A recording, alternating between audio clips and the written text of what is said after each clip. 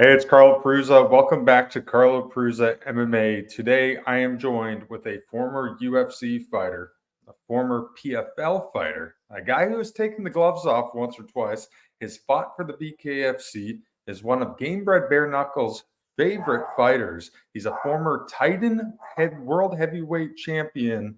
He's one of Instagram's favorite MMA dads. He's taken on Carl Seumanatafa at XFC Grand Prix 2 on May 31st in Detroit, Michigan. More importantly, he's a friend of the show, Mr. Alex Nicholson. Alex, how you doing, man? I'm great. Happy Mother's Day, motherfuckers. So, Alex, about last week, we got some exciting news. You're back into action for the first time since your Chase Sherman fight about a month and a half ago now. You're going to put the gloves back on. You're taking on Carl Seumanatafa. What was the decision like to want to go back towards the traditional MMA gloved base? Um, to be quite honest, man, I fight for a living, and I needed to fight to continue with the revenue coming in. So this is what's next. I don't really see much of a difference, to be quite honest with you. I think that they wrap our hands. Got an airplane flying by. We wrap our hands up. We're willing to throw a little bit harder. Bare knuckle, you got to be a little bit more accurate. But my knees, my elbows are always exposed, so it's always a dangerous fight, you know. Now, overall, what do you think of Carl as an opponent? That's a guy who's been on cards with you. He fought Chase Sherman in Biloxi when he fought Prince McLean. What do you think of him as an opponent overall? It's always been respectful. I mean, as an opponent, I feel like he's more of a journeyman. I'm, a world class martial artist, and that's how I see it in my eyes. I don't know what he thinks about himself, but two big, strong guys are going to get in there and try to hurt each other, and I see myself being victorious. I'm faster, I'm more explosive. I've beaten guys that have beaten him, and I mean, I was beating Chase up. I was winning the fight. I beat his ass. He just won the fight, and I watched it a million times and uh, took the ego out of it. Just watched for technique, and I mean, Chase just walked over him. Matchups do make fights, and I just think that I'm too big, I'm too strong, I'm too fast, I'm too explosive. But we're gonna find out in about 19 days, I think it is. Now that you've had about 2 months to process the Chase Sherman fight, what are some of your takeaways from it? Do you think you grew as a mixed martial artist? Well, 100%. Next one's always the best one: win, lose, or draw.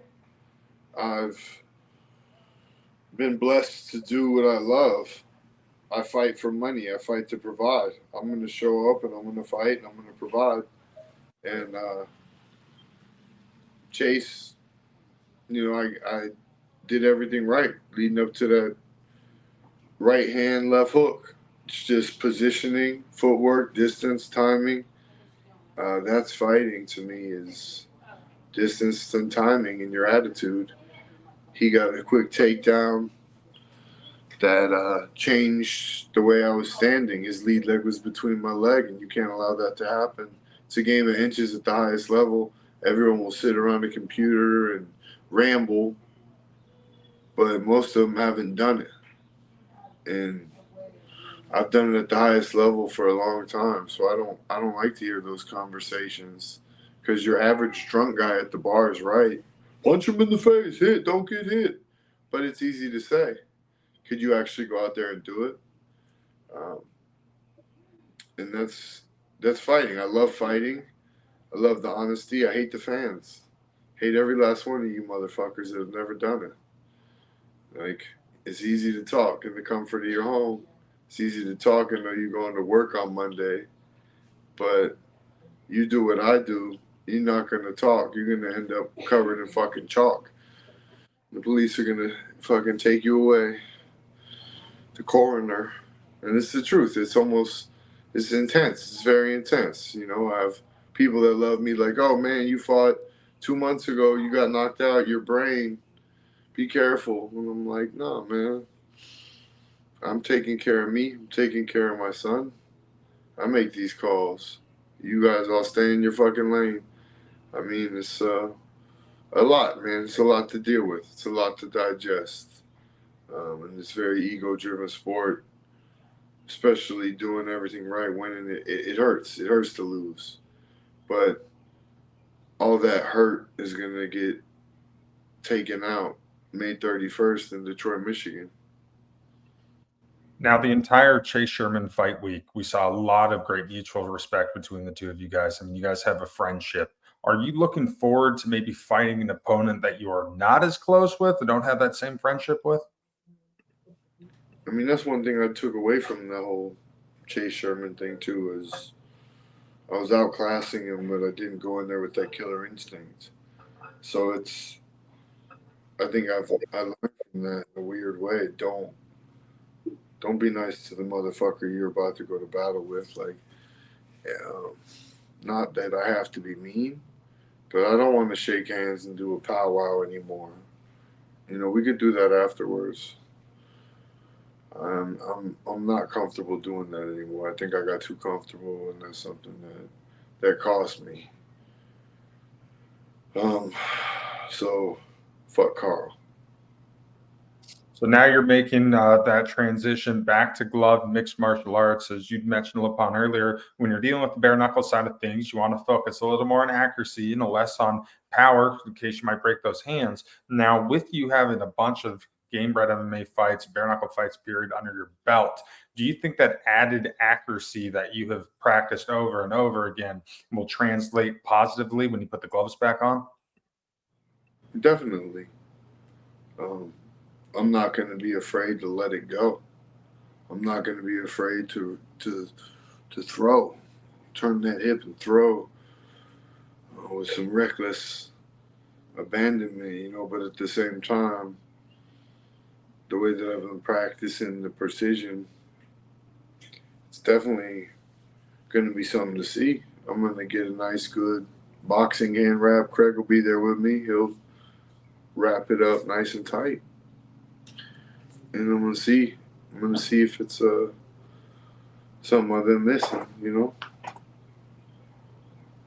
In your mind, are you expecting a violent exchange early on when you take on Carl? I don't think Carl's capable of hitting me, and I'm not saying this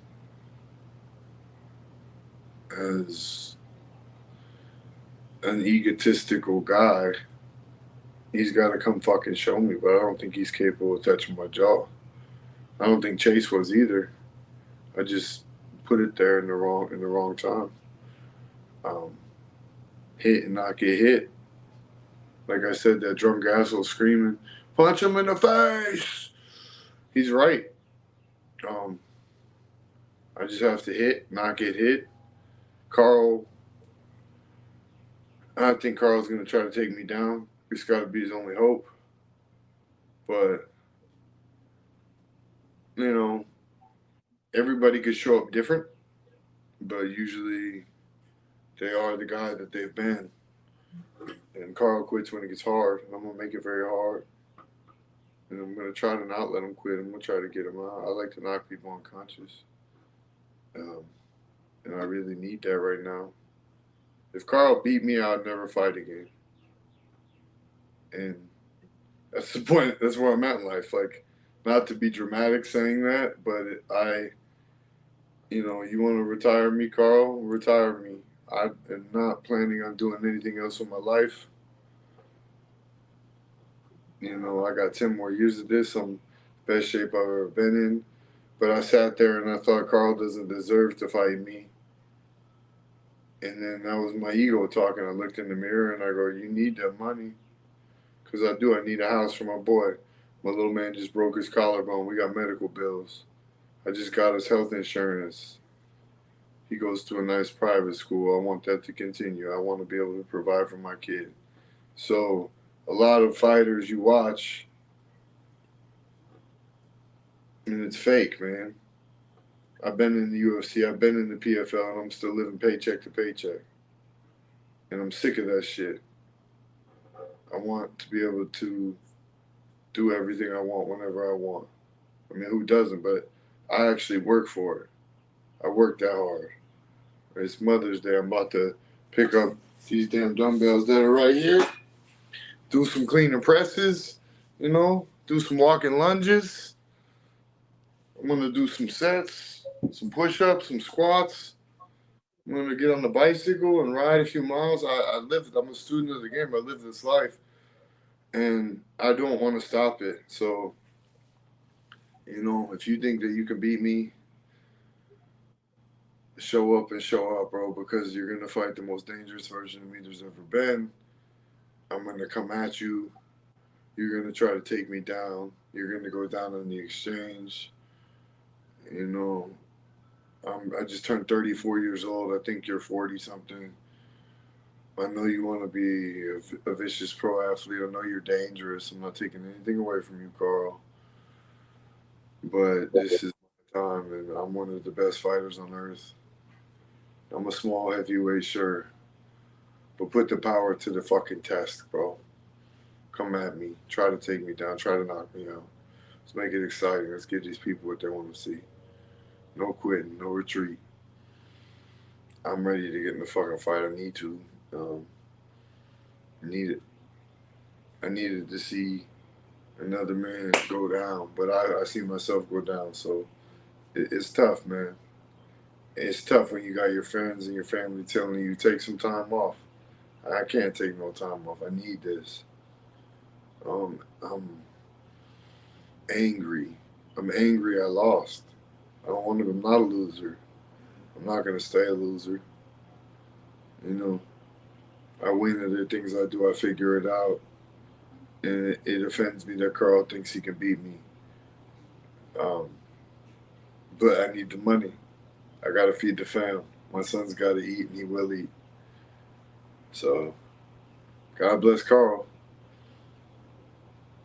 In this day and age, so many people watch mixed martial arts. I mean, it has come a long way from even 15, 20 years ago.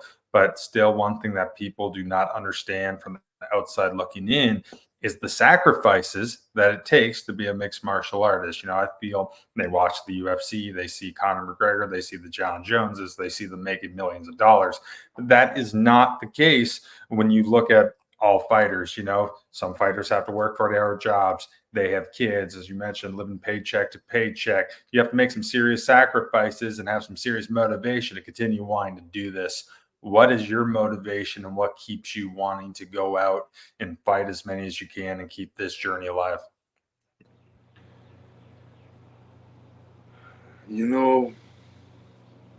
For a long time it was different things, but it was mostly myself and what I wanted. And now I realize I'm healthy. I'm a professional athlete. I get to wake up and work out, and this is the life I want. It's also the life I've made, with my family helping me, support. But one of my good friends and my client's son is probably 4, 5 years old. He sent me a picture the other day after the little man had his first radiation treatment. And he has brain cancer. And this little man says, I want to fight like you. His name's Rhett, little Rhett. And little Rhett saying, I want to fight like you, Mr. Alex. And it brought me to tears, bro. I usually wouldn't be emotional, but little Rhett fighting off brain cancer. My friend Mike Milmerstead had a beautiful job and beautiful family. He started training again, and he died of a brain bleed. So God's got me, man. I'm fighting to glorify the one who keeps us all here, and to show these kids that you really can do anything. And what I'm doing is nothing. There's people fighting battles that we don't know about. Life's just it can be so emotional, but we just got to shut the fuck up and keep going and be happy. Joy, man. Find joy, find love. Fighting for that. I'm fighting because it's passion. It's what I love.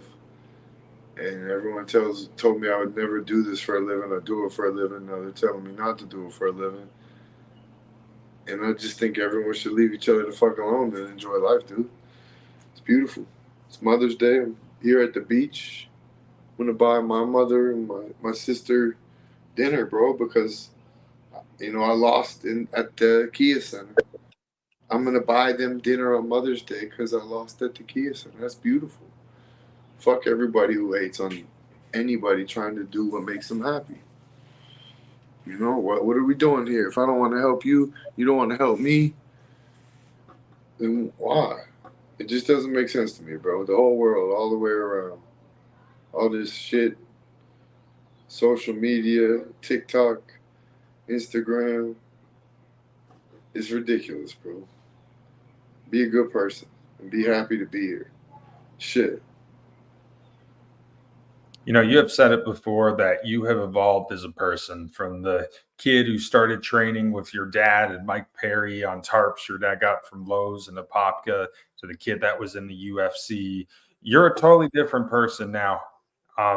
What has made you change? What do you think has maybe made you grow up or maybe have you a whole new lease on life?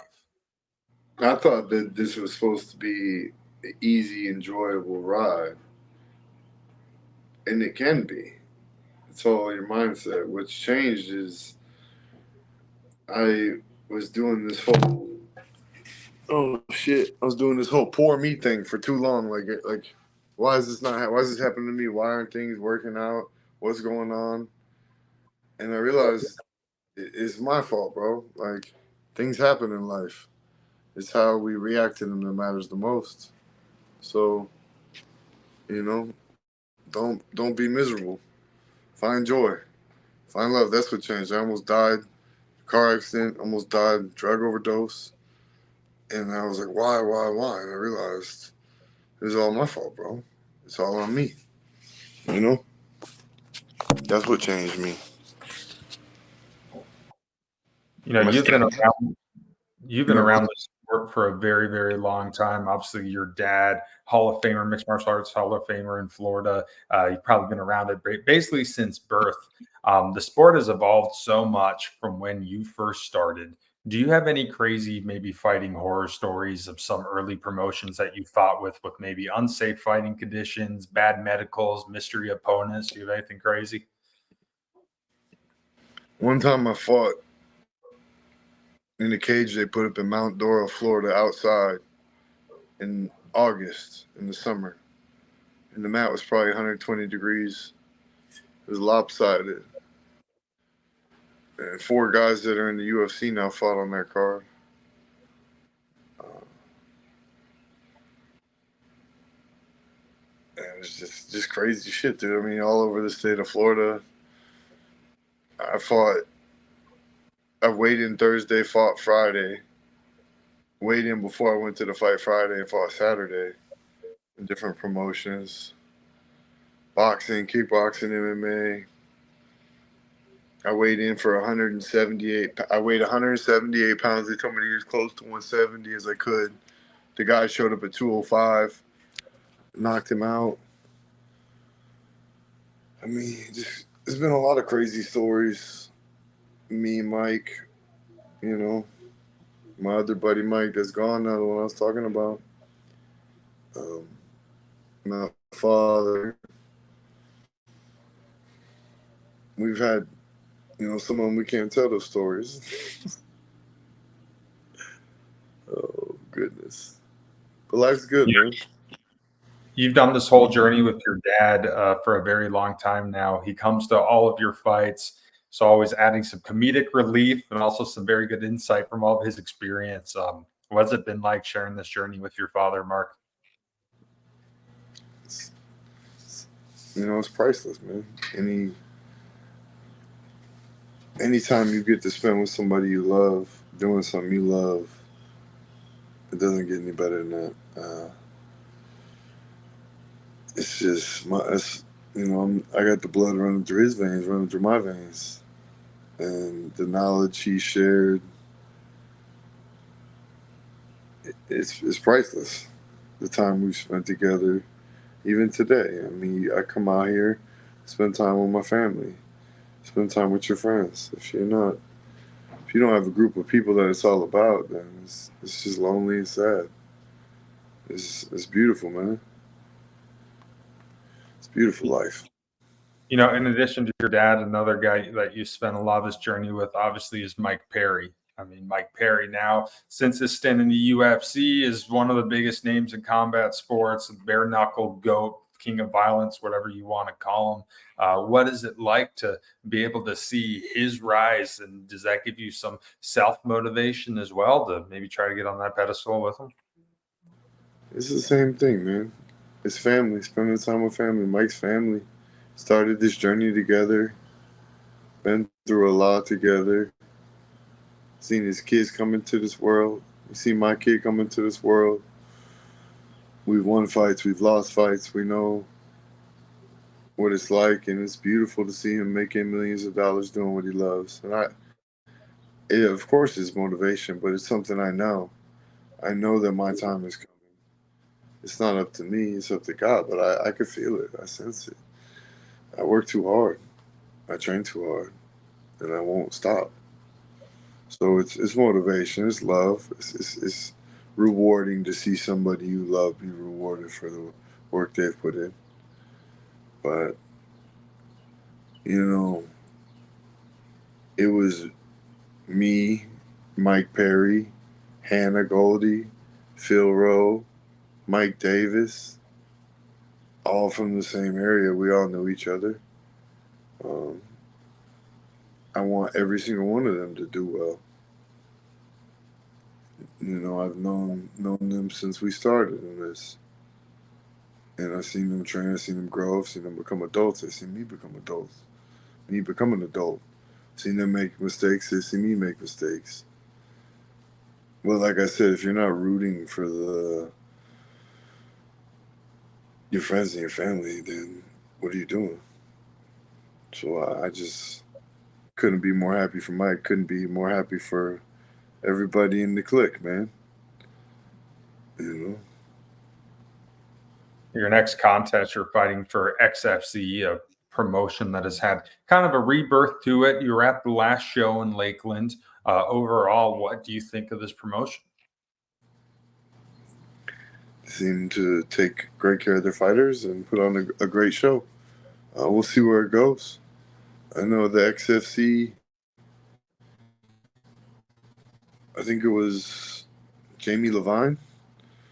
I knew him. Julian made his debut with the XFC. My friend Mike Milmerstead made his debut. I think Ben Saunders, and then he went on to the UFC. But it's cool. We'll see. They seem to take great care of the fighters and everything, but it hasn't happened yet, so we'll see. So when you fight Carl, you get the main event spot. I think it's your first main event since you fought out in Serbia against Johnny Walker's brother. Does that give you some excitement? Are you happy to be able to headline a show like this? Yeah, it's respect, and it's respect that I've worked hard for a long time, headlining shows. This next 5 to 10 years is it. You know, I want to be known as what I know I am, one of the best in the world, man. I'm a student of the game. You see this? I've been putting in the work, man. Been grinding hard every day. Like I said, we get off this interview, I'm gonna go lift these weights. I'm gonna take my girls to dinner. I'm gonna enjoy the day. I'm gonna earn the day. We keep living this life.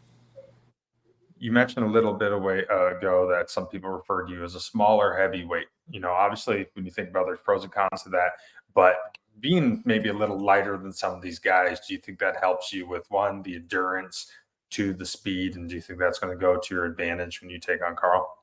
Yeah, I mean, look at them and look at me.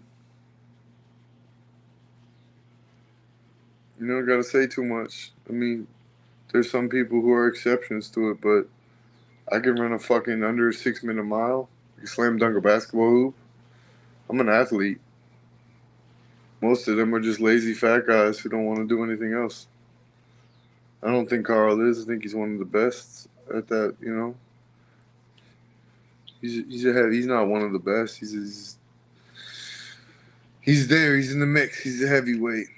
He's a pro fighter, but I'm gonna show why there's levels to this shit, and I'm going there to handle business, not to take anything away from anybody. This is for Alex. That's why I don't have anything to say about any promotion. I don't have anything to say about any person. I'm gonna go in there and I'm gonna win, and nothing's gonna stop me. I got a chip on my shoulder. I'm gonna pick it off my shoulder and stick it in this fucking jugular vein. I'm gonna win. Obviously, your focus is on Carl and the XFC right now, but are there still thoughts of doing the game bred stuff following this? I mean, you become one of the big stars of it. I'm gonna knock out Carl, and then I'm gonna fight Alan Belcher, Junior Dos Santos, or Chase again, or Roy Nelson. I'm the heavyweight champion of Game Bred FC. I just lost the fight. It's okay. Now, that game bred promotion, obviously, it's picking up a lot of steam. I mean, I think the show in Orlando is their most successful show. I mean, the crowds are getting bigger, more people are watching it, more celebrities are starting to show up. How big do you think this promotion can get? The sky's the limit. It's the most dangerous show the most violent show on earth, and people want to see it. People want to see bare knuckle fighting, bare knuckle mixed martial arts. They want to see violence. Let's give it to them. Got to give the people what they want to see. I think the sky's the limit for the promotion. All right, Alex, last question for you, my man. In a perfect world, what goes down May 31st when you take on Carl Seumanatafa? It is a perfect world. 5 minutes is a long time to fight me. I mean, I'm going to knock that motherfucker out. It's not what I want to happen. It's what's going to happen. Let's go. Well, Alex, thank you for talking to me today, man. I'll let you get back to your family here on Mother's Day, but I wish you nothing but luck. Best of luck, my brother. God bless you, bro. Let's get it. That's Alex Nicholson. I'm Carl Prusa. Stick around. Fuck yeah.